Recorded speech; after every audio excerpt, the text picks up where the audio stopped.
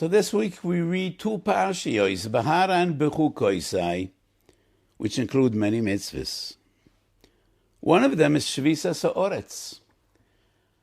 But in the very near future, I will start giving a series of shiurim on Shemitah, so that's not what we will be discussing today. In the beginning of the Parshas Behar, we learn the mitzvah of Onaah. Ki timkeru memke le'amisecho, o kano miyad amisecho, lo yisoinu ish es amisoi. Do not cheat. Be honest in your monetary dealings.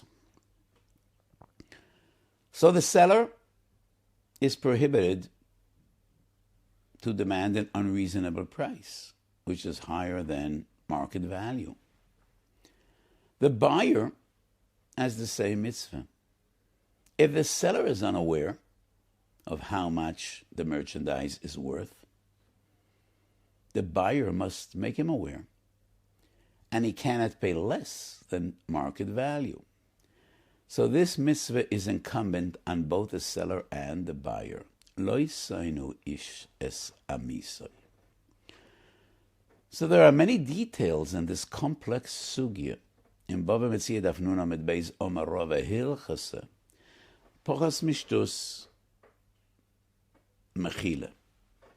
If it's less than a sixth, then no money goes back. What you paid, and that's it. If it's exactly a sixth, Kona Mekach v'Machzer Onaah. The transaction is valid, doesn't go back. But whatever you took, and it was illegitimate, whatever you took more than market value, you need to give that money back.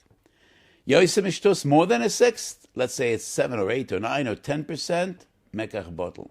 The entire transaction is invalidated, is invalid. And so Rechiyun, on what basis did Chazal determine these halachas? On one hand, Pochas Mishtus Mechila. But it's so unreasonable to assume that it's exactly a sixth, and it makes no difference whether the entire amount the person paid is 100 shekel or $10 million. It is always about 6%. And why is it exactly 6%, which kono v'machzer Onaah, and 7%, the entire transaction is invalid? Why is that? What is the logic behind this? And why is there a difference between a sixth and more than a sixth? Why wouldn't we say same rule should apply to 10%? The transaction is valid, but give the money back. Is this the classical bitul mekach? In Dina Kenyonim, mekach umemkach, there's a concept of bitul mekach. But bitul mekach is always dependent on a mum. If there's a blemish, if there's something in what I bought, which I wasn't aware of. I bought a car, and it doesn't have a motor. I bought an animal, and it has no teeth. It'll die from hunger within a week. That is a mum b'mekach, mekach bottle. The more extreme example is yain v'nimtzeh chometz. I bought a big quantity of wine, but the wine is spoiled. It's not wine. It's not ra'ui l'shtiyah. Those are the classical examples of bitul mekach. But in our case, I got exactly what I bought, what I wanted to buy. I just paid far more than market value. So why wouldn't the halacha be, okay, so give the money back? What is the logic of bitul mekach? Another relevant question is, how do we know at all that money goes back? By gzeila, there's a mitzvah to say v'heshav es gzeila shegozal. By ribis, for instance, we learn from the pasuk v'chayu chichu imach that you need to give the money back. Ribis tusi yoytze b'dayonim. But by Onaah, all we have is a lav. We have no mitzvah to say to give the money back. Comes along the Pnei Yeshua, and the Pnei Yeshua says, if this money is not legitimate, then it goes back to gezel. Then it's gezel. You have the mitzvah v'heshav es gzeila shegozal. So why by ribis do we need a pasuk? So there's a fundamental sugya in Bava Metzia Samach Aleph. Lamali de kosav rachmon alav begezel alav beinoah v'alav beribis. The Gemara asks, aren't these three prohibitions same sides of the same coin? Most coins have two sides. But this one might have three sides of the same coin. Gezel, oinoah, veribis. And the Gemara differentiates between them. By gezel, you take OPM, other people's money, against their will, either by force, and that is gzela, or without their knowledge, bo b'machteres, and that is gneva. But by oinoah, I wasn't violent. I didn't take anybody's money without his consent. He paid. Nobody forced him to pay. Nobody coerced him. But on the other hand, he paid. He wasn't aware that you're cheating him. He paid. He thought that's a fair price. But by ribis, nobody cheated him. He knew what he's paying. And he decided to go for it. And therefore, we can't learn Onaah from Gzela. We can neither learn ribis from Onaah. So when the Gemara does differentiate between the three, does that mean that the three are really not related? Or is the fundamental assumption intact? They are three sides of the same coin. But they're not entirely similar. So we cannot learn one from the other. But the differences are nuanced fundamentally. Atzada shovish behem, the common denominator is, this money is not legitimate money. Money that you've taken and you don't deserve needs to go back. So in my opinion, this is such a fundamental svara. In all the averis shebemomen, it's not about the actual act, the actual deed. It is about the result. It's about money. And if you don't deserve this money, what you received shelo kedin needs to go back. That's a svara pshuta. So why does the Torah need to say v'heshav es gzeila shegozal? One of two explanations. Either it is from this mitzvah say that we learn this fundamental principle. What you took shelo kedin needs to go back. Or maybe because there are many halachas that we learn from v'heshav es gzeila shegozal. Ke'ein shegozal shinui koina kol hagazon mishalme k'shas gzeila. And laver olav bishnayim b'aseu belo ta'aseh. So why do we need a pasuk by ribis? Because ribis is different than Onaah. By ribis there is an issur not only on the recipient of the ribis, also on the one that gives ribis. There could be no issur on the nigzal, or the one that was cheated. Ribis is different. The Ramban, actually the Rashba, Tshuvas HaMiyuchasot, the Ramban Reish Chav Gimel explains that the issur of ribis is actually a chiddush. Because ribis is schirus. It's rent. In halacha we find 4 different areas of schirus. Schirus batim, schirus poyalim, schirus behemoth, schirus kalim. Same in the modern world. You rent a house. You pay for your workers. They deserve to get paid for their work, for their labor. The house owner deserves to get paid because you're living in his house. You could rent a car. What Chazal defined in their days, schirus behema. Some other things are up for rent, even though it's less common because things are so inexpensive today. But once upon a time, I remember when people rented computers. They rented typewriters. That is almost non-existent today. But the Ramban explains, ribis is actually schirus. Why would you expect to live in another person's house without paying? Why would you expect to use another person's car without paying? Why would you expect to use another person's money without paying? So ribis is a chiddush.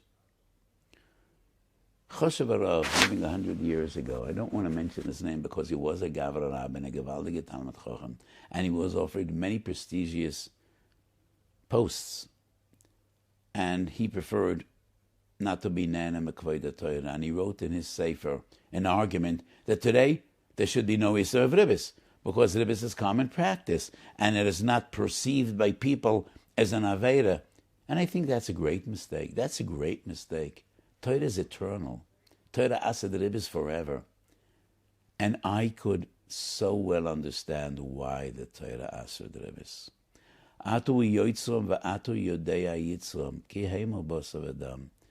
When a person is in desperation, he will pay anything to get money.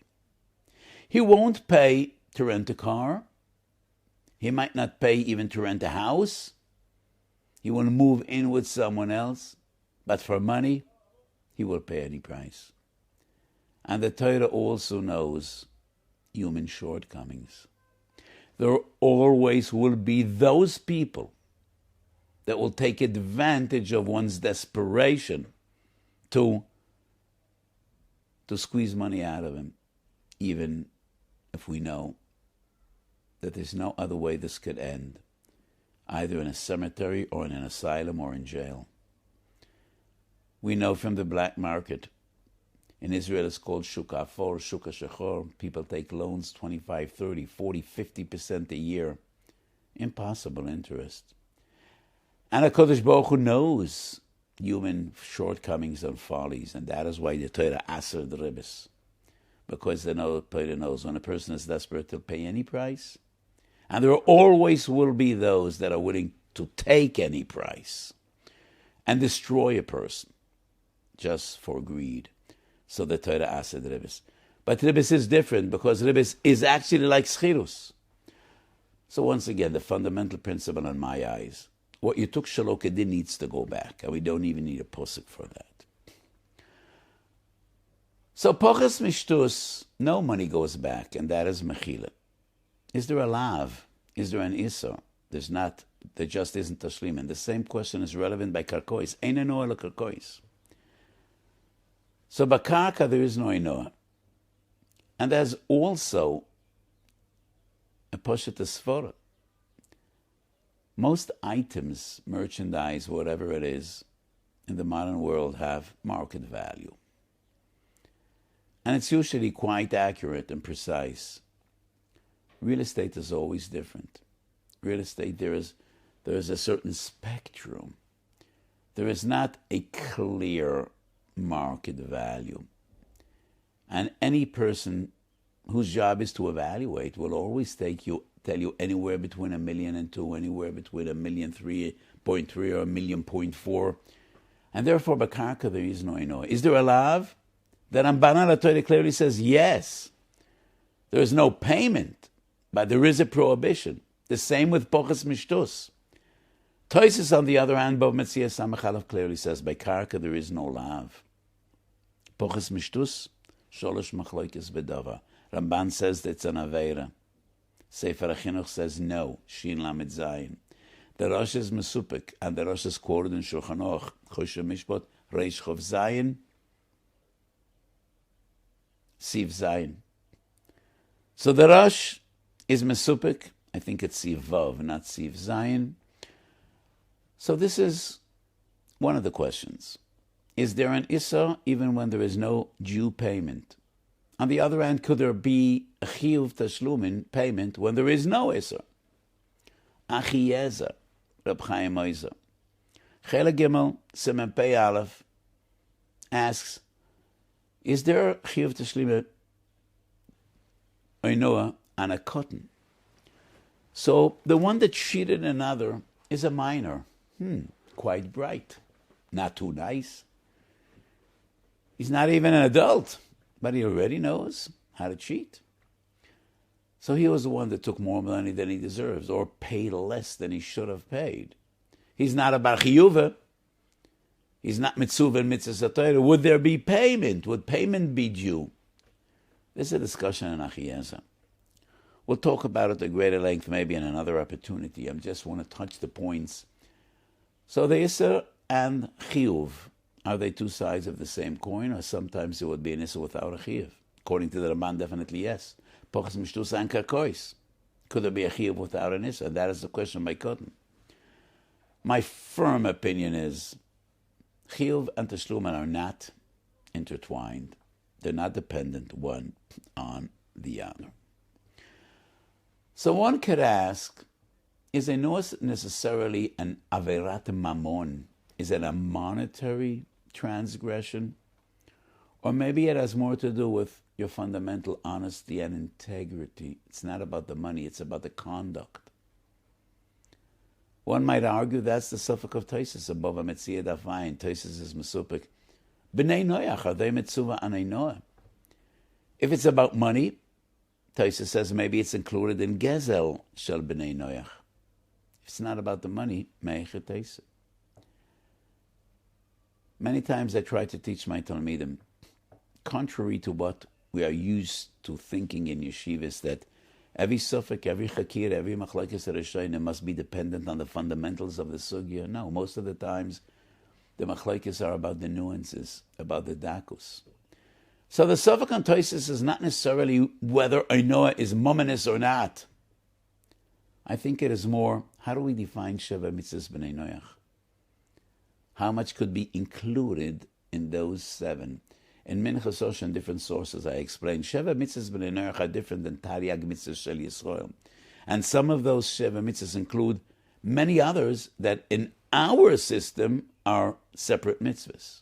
And that is the suffix of Taisus. Gezel Shel B'nei Noach. Does it include Onaah? Does it include Ribis? Of course, we're dealing with monetary Avedas, monetary transgressions. Avedas Shebamamin.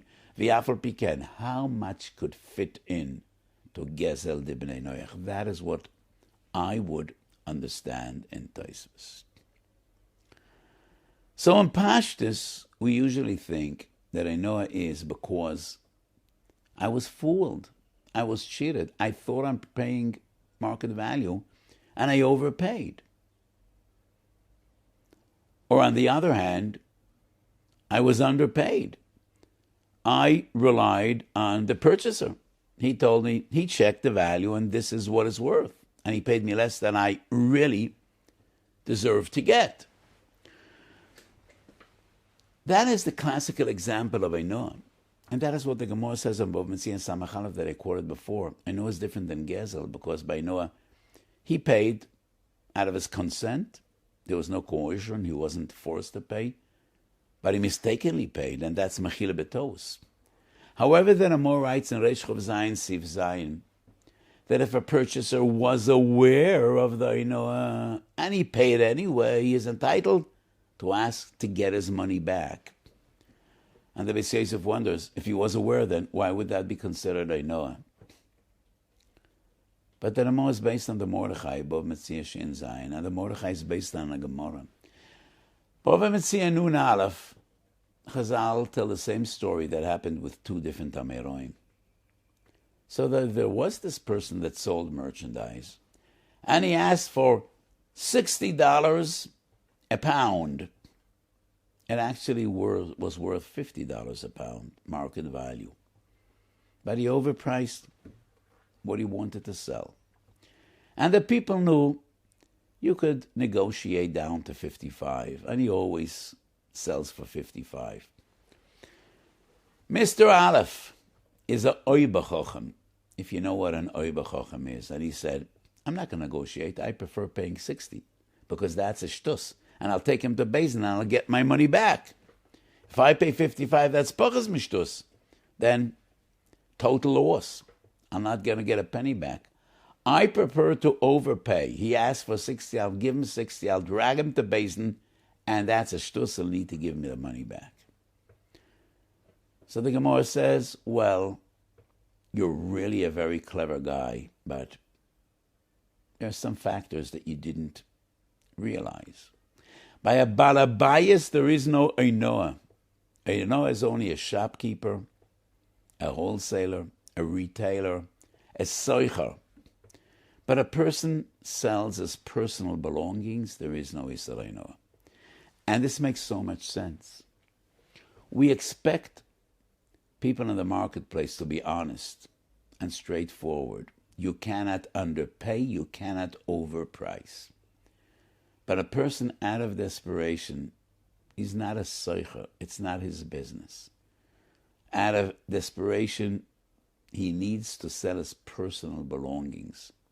When you sell your personal belongings, your personal furniture, whatever you have, you're entitled to set the price as you wish. This is not a store. I'm not a soicher. This is not my parnasa. I am in desperation. I'm in dire straits. I have no other option. I need to sell my house, my furniture, my kisveyad, my sforim. There is no Onaah in that case. So that was the case of these two stories. It was a balabayas shemocha. There is no Onaah. So you thought you're very smart. You're going to pay 60. You're not going to go bring him down to 55. You're going to get your money back. You're not going to get your money back. But the Mordechai proves from this Gemara, if it wouldn't be a balabayas, there would be a din Onaah. You knew that you're overpaying, and it's still Onaah. And the B'Seisef wonders, but it's all about mechila, ad sheyira letagar. I think the difference is very simple. And I want to explain that more in the Mordechai. If the seller is totally honest and he tells the purchaser, listen, the market price is 50, but I hope to get 60. And this is what I want. And the purchaser says, you know what, I'm willing to pay 60. That's mechila. He gets nothing back because nobody cheated you. He was totally open and he told you the market price is 50. You could buy this elsewhere for 50. But I expect to get 60. And if he agreed to pay 60, there is no moral justification to ask for your money back. You knew that you're paying more than market value and you had the option to go somewhere else and buy for 50. That is what we call mechila. But when the moicha, the seller, is not honest and he pretends that the market price is 60, even though the purchaser knows that it's actually 50, the seller is a cheat, but the buyer is not a tamim. In that case, the halacha is you could pay 60 and take him to Beis and get your money back. Because he was over an Onaah. You didn't take the bait. You weren't fooled. And therefore you're entitled to ask for your money back. And that is the chiddush. It still is a chiddush. Because if not for this Gemara, if not for the Mordechai, if not for the Ramo, we would understand that the entire concept of Onaah is you overpaid without being aware that you overpaid. But if you're aware you're overpaying, maybe that's mechila. Mordechai says no. And that's what they prove from the Gemara. Mechila is only if the seller told me. Or the other side of the equation. The buyer says, I want you to know your merchandise is worth 60, but I can't pay that price. I'm willing to pay 50. Do you agree or not? In that case, the seller, he agreed. Nobody cheated. The buyer told you, you could get more from others, but this is what I can pay. And if you agreed, that's a mechila. But if the buyer tried to cheat the seller, but the seller was aware that he's underpaying, in that case, he could demand, I'll take you to Beis and you're going to pay a full price. So that is the chiddush of the Rama. And it does seem to be a chiddush in Gidrei Onaah. I wrote many tshuvos about Shailas of Onaah. Maybe I'll tell you the most amusing one. There was a gabbai in a shul, and he used to check all the nickels and dimes and pennies, cents in America, pennies in England. He used to check the shkolim and the chotzi shekel and the agurot. And sometimes he would come across a cent that is worth $10, a dime that is worth $50. Who does that money belong to?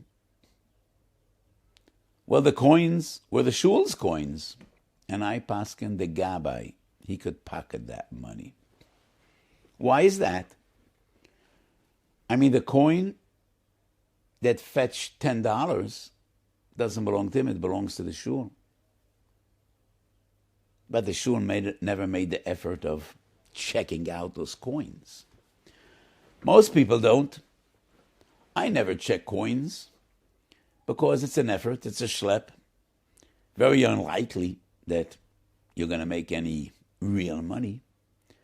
It's time consuming. Nobody does it.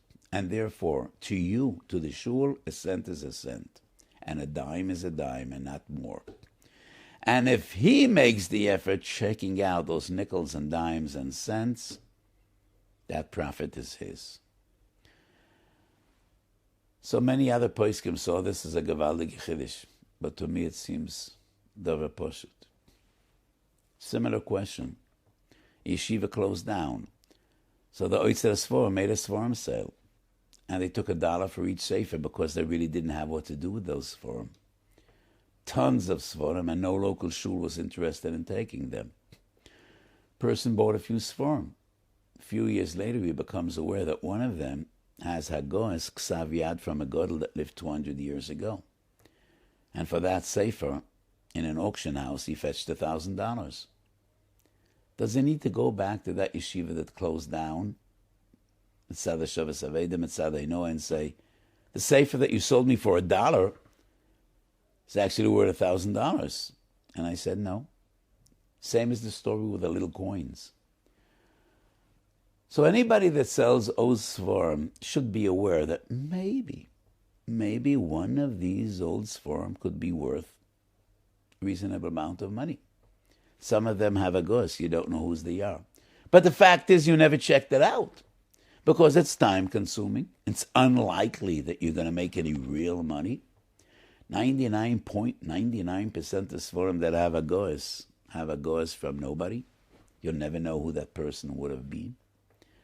I have many old Sforim in my home. Most of them I received from my late father-in-law at Tzaddik. And many of them have footnotes or Ksav Yad. I don't think it's anything of notable value. How would I know? So you could take a mumche and waste your time. And once again, 99.9%, you're not going to come up with anything. And therefore, to the yeshiva, those Sforim were worth $1 and not more. And the one that hit the jackpot, Zachaloi, and he does not need to go back and make the seller aware this sefer was worth. No. To him, at that time, it was worth $1 and not more.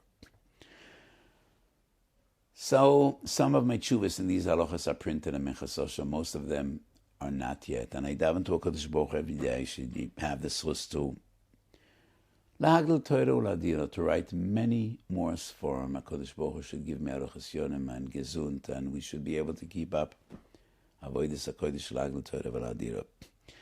I cannot say goodbye today without sharing with you some feelings that we all are carrying with us in the past few days. Thursday night is a sreifa asher soraf Hashem.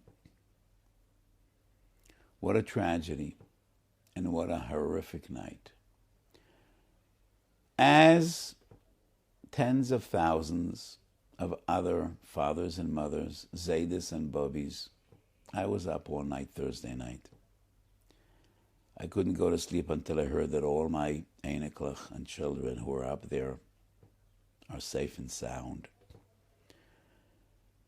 Many fathers and mothers at the end of that tragic night became aware that their children and Eineklach are not safe and sound and never will be. They will be safe and sound somewhere else, up in Gan Eden. Bas Tzion horidi kenachal dimo, yomam v'layla. And the posuk that was on my lips was Shavas Mesois Libeinu, Nefach La'evel Mecholeinu, at the height of the greatest simcha. I want you to understand, nowhere in the Jewish world is there a greater simcha than Miran Lag BaOmer. Simchas Torah, there are 100,000 simchas. Every shul, every yeshiva in the Jewish world rejoices. But it is only in Miran where hundreds and thousands of Jews come together. Beshira, bezimra, dancing and singing and just rejoicing. Rejoicing with the Kodesh Baruch Hu, with the great Talmud Reb Shimon Bar Yochai. And it is there, at the height of Simcha, that tragedy struck. And how? 45 korbanos, many of them, tinoikes shel beis rabam shelo tamu tam chet, kedoshim v'toirem, hanechmodim v'haneimim b'chayeyem, uvemoisam lo nefradu. Brothers, 2 families lost more than one child, 2 children, Engelrad and El Haddad. Unbearable tragedy. What I thought about Thursday night, and I've been thinking about since, is the Posuk Vayidoim Aharon. Such a striking similarity. It was Yom Shmini L'Miluim. It was a day we've been waiting for, one could say hundreds of years. Golos Mitzrayim. We were in Golos. And HaKadosh Baruch Hu brings us out of Eretz Mitzrayim and tells us we're going to Har Sinai to get the Torah. And after Har Sinai, V'yosuli migdosh v'shulchanti b'soicham. Hundreds of years in Golos and a painful journey in the desert. We failed and failed again. Sorah Nisyonis. Finally, we're at the Mishkan. And we're going to be Zeicha to Ashos Hashem. Vayisu Aaron es yodav ala'om v'yevarcheim.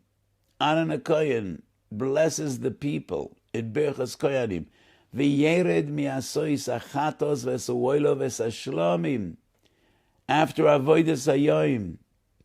And then suddenly, v'teitzei ish milefnei Hashem b'toich aloisam v'yamusu lefnei Hashem. At the height of this unbelievable simcha, tragedy strikes. How does Aaron respond? Vayidoim Aharon. He does not respond. Silence. Sometimes we have nothing to say. We could only cry. And we have no words. Vayidoim Aharon. But there's a marvelous medrash and a beautiful word I heard many years ago.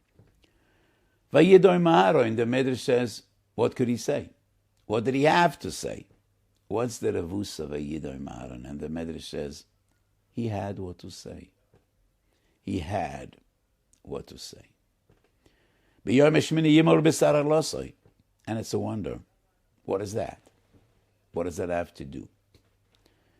I heard a gewaltige Wort. The Gemara needed a Flamed Aleph Amid Beis. Lama Omre Teure Tinok Nimel Shmini.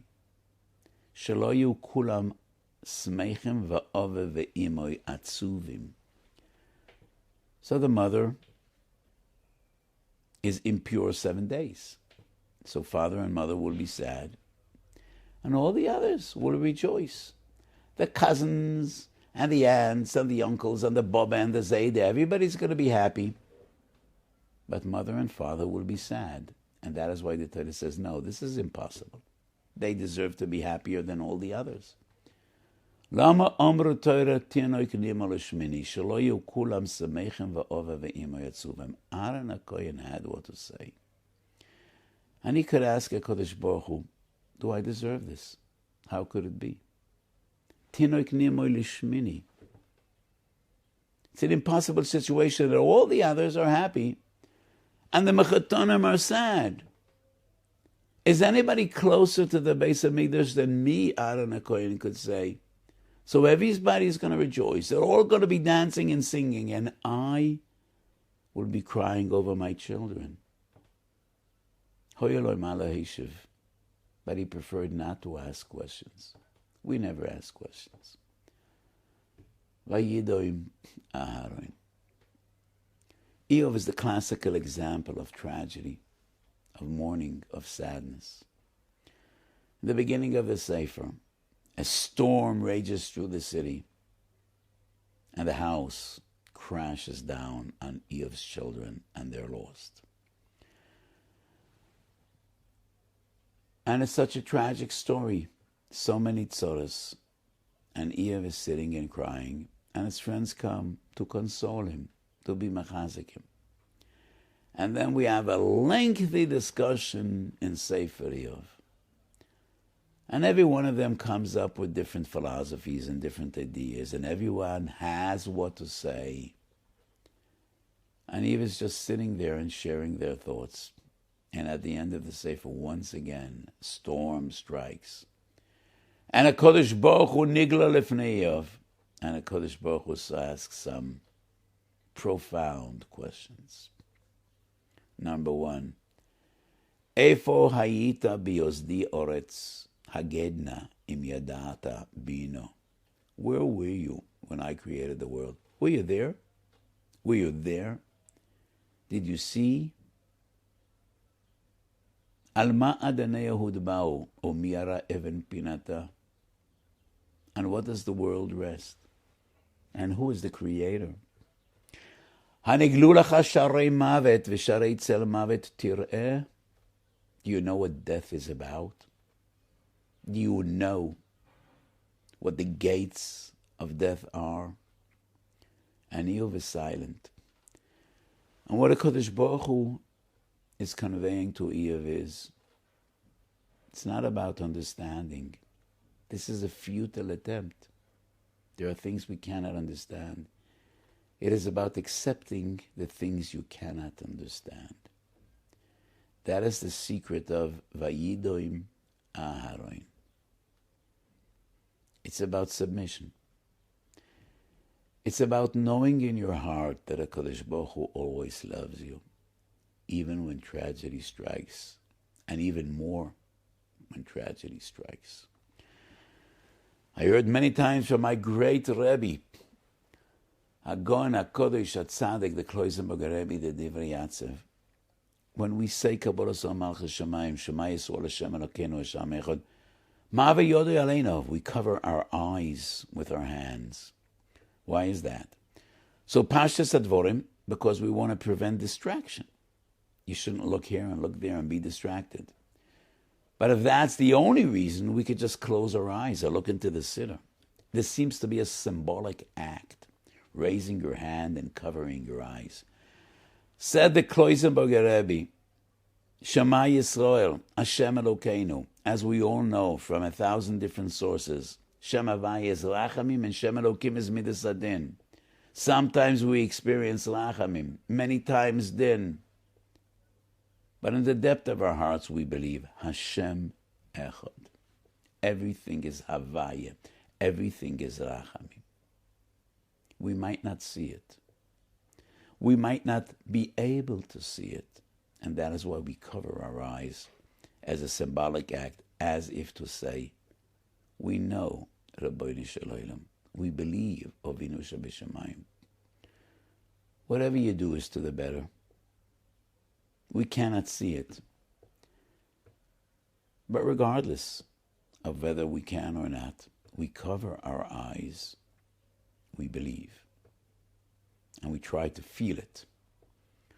Shem Elokeinu Hashem Echad. Everything is Rachamim. That is what we were taught by our forefathers, the great Tana Rebbe Kiva, called the Yoved Rachmon Eletavoved. Rebbe Kiva was a disciple of Nochem Ish Gamzu. And he had a very painful life. And he always said, Gam Zu Letoiva. 45 korbanos, b'malos kedoshim v'tayrim, in the midst of a simcha shel mitzvah, perished in such a tragic way. What do we have to say? Nothing. Vayidoim Aharon. What we have to say is, we love HaKadosh Baruch Hu, and we know that He always loves us. And one day, when Mashiach will come, will understand everything in a different way. כאשר הקדוש ברוך הוא יגלה אופור מעינינו. So we daven for the neshamas, and they daven for us. And we send tanchumim to all the wonderful families. Kadosh Baruch Hu should bechazik you, Kadosh Baruch Hu should give you the strength to stand in this terrible Nisayon. The entirety of Klal Yisrael is with you in your pain, in your suffering. Ubenachomas tzion tinucham. We all should be nesmachem. Benachomas tzion v'Yerushalayim. V'lo nosif ledavu oid. We should be zechet at Chiyas HaMeisim to bias Mashiach Tzedkenu. B'mheiro v'yomeinu. Amen.